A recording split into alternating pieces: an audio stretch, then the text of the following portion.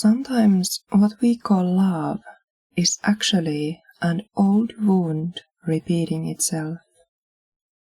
You might find yourself chasing people who hurt you because that's how it was in your early upbringing. You did something wrong or something they didn't like, and suddenly you were seen, not with softness, but with anger. You were yelled at, blamed, punished, but for a moment you were noticed. And to a child, even painful attention is better than being invisible. So we learn, love equals reaction. Love equals proving. Love equals surviving the storm just to feel close again. So as adults, we unconsciously recreate that dynamic. For a brain accustomed to chaos, familiarity is prioritized, making a calm, steady, and healthy love feel unsettling, thus avoided.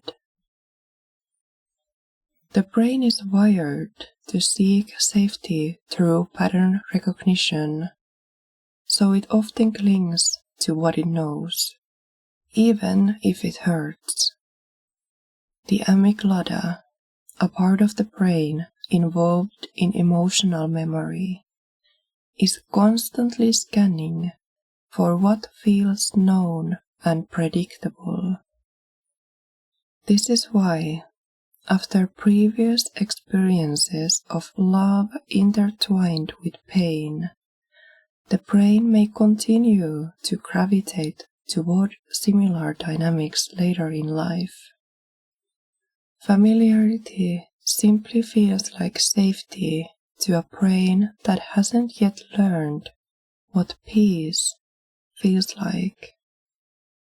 So what does that new, safe, peaceful experience feel like in the body? At first, it might feel strange, quiet, even uncomfortable. You might notice your body twitching to fill the silence, your breath tightening as if waiting for something to go wrong. That's your nervous system adjusting. The good news is the brain can change. Neuroplasticity is the brain's ability to reorganize itself by forming new neural connections throughout life.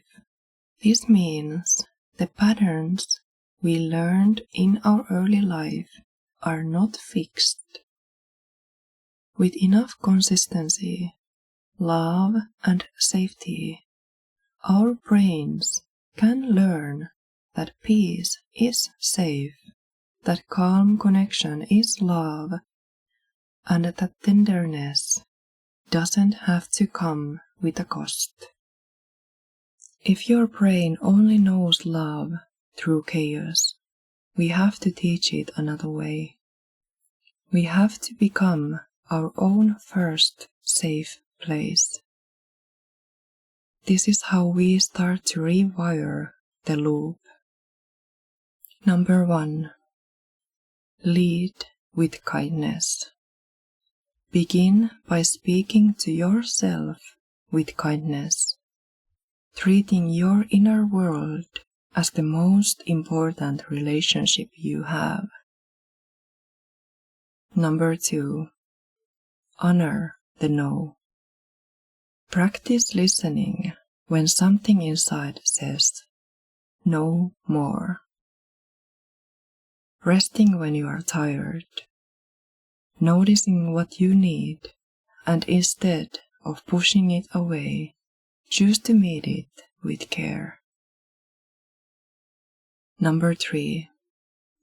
Become the regulator. This is how you become the first safe place.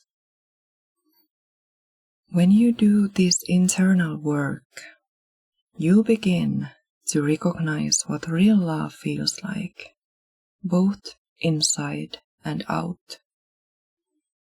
It feels safe. It feels steady and free. It doesn't require performance, control, or punishment. True love sees you and stays. It doesn't erupt when you falter. It doesn't vanish when you speak your truth. It holds space. It listens. It reflects back your wholeness, not your wounds. You are worthy of that kind of love. Not someday. Now.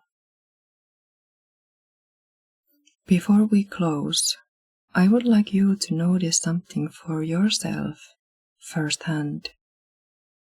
How safe do you already feel in yourself?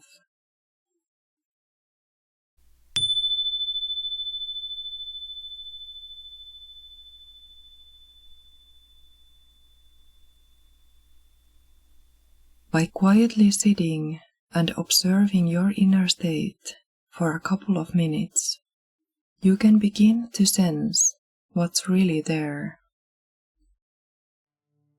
If it's safe to do so now, gently close your eyes or soften your gaze. Bring your attention into your body.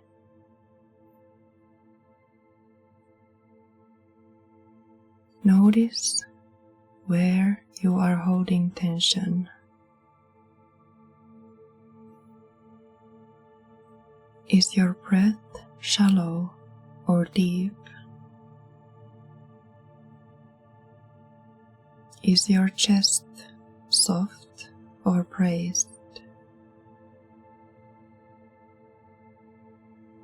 Sometimes the body holds a quiet panic, as if waiting for the next blow, the next letdown. That's okay. Just notice it lovingly. This is simple awareness. Now ask yourself gently, can I be safe with me right now? Can I relax and be truly held in my own self?